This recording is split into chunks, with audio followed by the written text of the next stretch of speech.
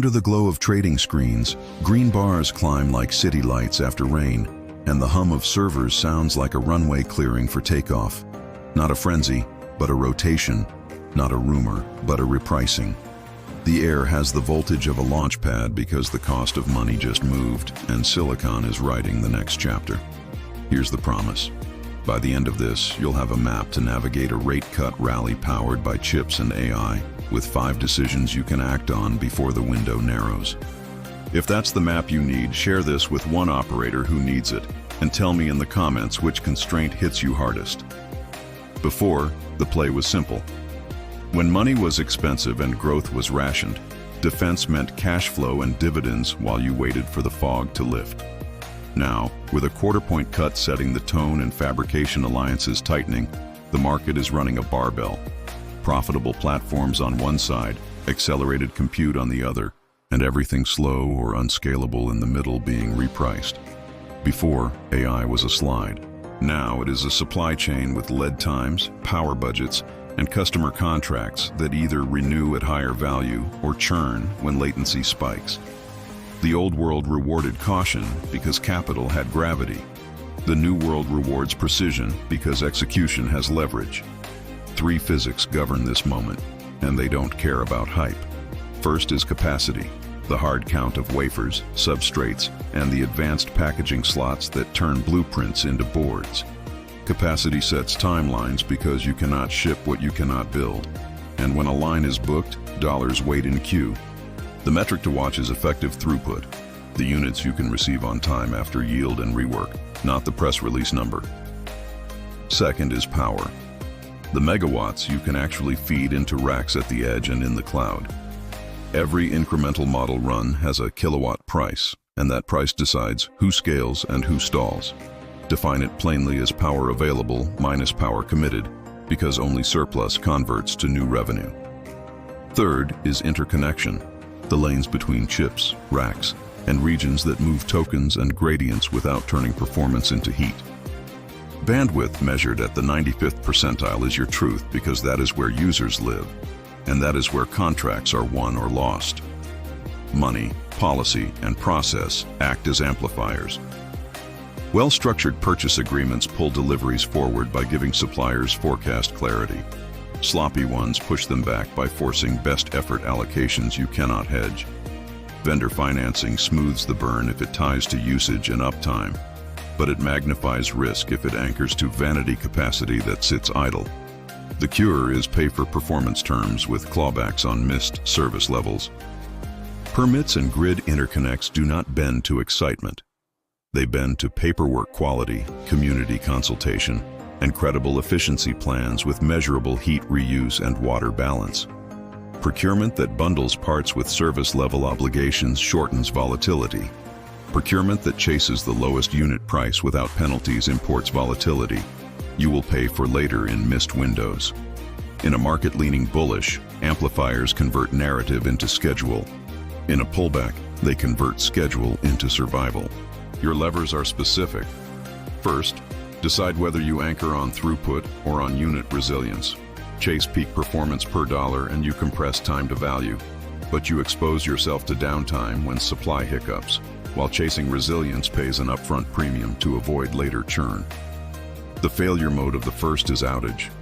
The failure mode of the second is stranded spend. Second, choose your exposure to vendor concentration. A single stack bet can deliver staggering speed, but the failure mode is a bottleneck that halts everything when one allocation slips, whereas a dual sourcing plan gives you optionality at the cost of integration overhead and slightly lower peak. Third, set your power profile by design and not by hope. Co-locate near cheap, clean electrons, and you stabilize margin, but you accept geography risk and longer build cycles, while renting power in dense cores speeds launch at the cost of price volatility. If discipline slips, you end up paying peak tariffs to meet off-peak promises. Fourth, determine your latency budget by tier. Keep hot paths in accelerated zones and route cold paths to efficient pools, or you will overpay for glamour compute on pedestrian workloads and watch unit economics drift. The failure mode is blending everything into the most expensive path because no one drew the line. Fifth, Govern growth by contracts and observability. Scale only when renewal rates and per-task cost improve together, or you will buy capacity to chase headlines and miss the moment when users ask for reliability. The failure mode is scaling noise into burn. First-order choices ripple. When capacity is scarce, allocation becomes the new currency and relationships become the new rent. When power prices swing, location sets the floor on latency, because compute follows cheap, clean electrons, and users feel the extra 100 milliseconds like sand in a gear. When you standardize on one interconnect, you lock in speed today and migration friction tomorrow. Chip cycles don't just change product roadmaps. They reprice land near substations, move hiring patterns toward power-savvy operators, and decide which workloads become self-serve and which stay premium. As the stack tightens, supply chains behave like neighborhoods. A good neighbor lowers your cost of capital. A bad neighbor raises your blood pressure. You can already see the map in how teams execute. In North America, operators cluster near reliable power in colder climates, trading higher real estate costs for cooling headroom and proximity to major networks. They treat heat reuse as a revenue line, piping warmth into district systems and winning local support. In Western Europe, regulatory certainty matters more than raw speed, so teams design around efficiency targets, water stewardship, and community co-investment to secure permits that would never clear for bare metal sprawl. Latency targets are met with regional edge footprints rather than brute force centralization. In East Asia, deep ties between chip designers and manufacturers compress development loops.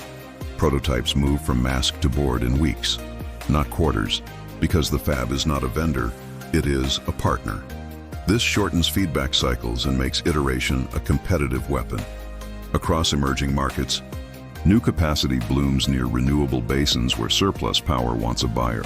The teams that translate this into real SLAs, not just pretty pitches, will bank the spread. Let's be honest about limits. Efficiency breakthroughs can yank the rug from under naive scale-only bets.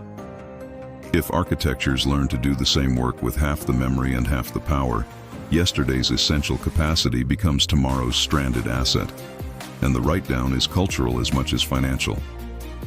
Communities will demand heat reuse, water balance, and visible benefits.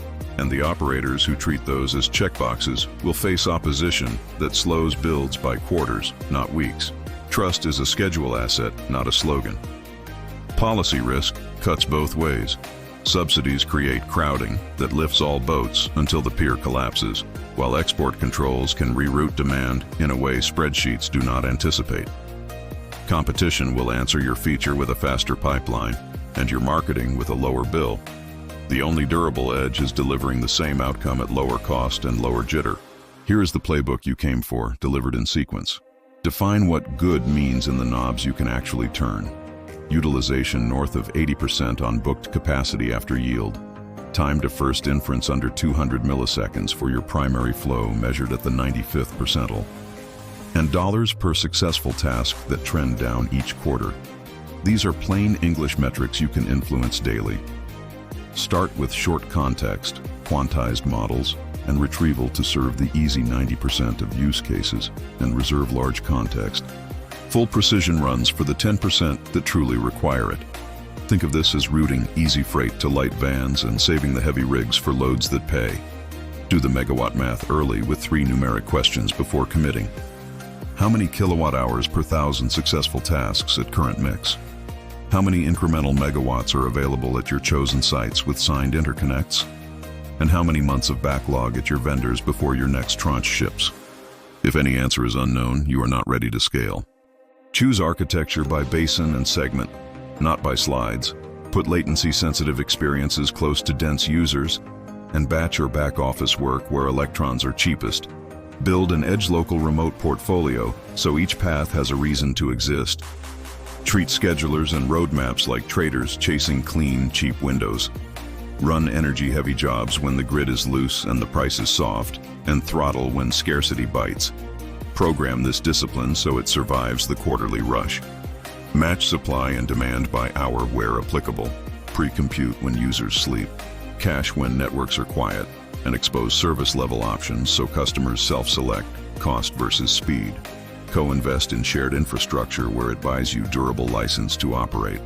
Thermal integration, water recycling, and workforce training create a moat that does not show up in a single quarter but pays in permits and patience. Above all, instrument observability like a pilot scans gauges. Track utilization and error rates, publish P95 and P99 latencies, and tie cost per unit to the feature that spends it so no one can hide burn behind averages. Guessing is not a strategy. Second-order consequences are the quiet rulers. As chip supply loosens in one node and tightens in another, software roadmaps flex to the parts you can actually get, not the parts you wanted. Whole features slip or ship based on a substrate run in a city you will never visit. As power markets weaponize volatility, contract design becomes product design, because a user never meets your servers, only your service. This is where location becomes the new latency, and allocation becomes the new rent. As interconnect speeds rise, the bottleneck shifts to orchestration and data locality. You will feel it when model quality plateaus while cost still climbs. Every time you underestimate a second-order effect, margin leaks through a seam you forgot to stitch. Recap it clean so you can carry it into the room. Not hope, but physics. Not slogans, but cues. Not growth at any cost, but outcomes at lower variance. Define good, then defend it with dashboards. Build portfolios of latency and quality so one path fails without the whole service stalling. Allocation is currency, location is latency, and process is the multiplier. Now you have the map for your next step in a rate cut rally where chips and AI drive the tape, and where partnerships across the stack convert headlines into throughput. If this helped, follow and subscribe. And comment with the single constraint or decision you want unpacked next so we can go deeper where it moves your P&L most.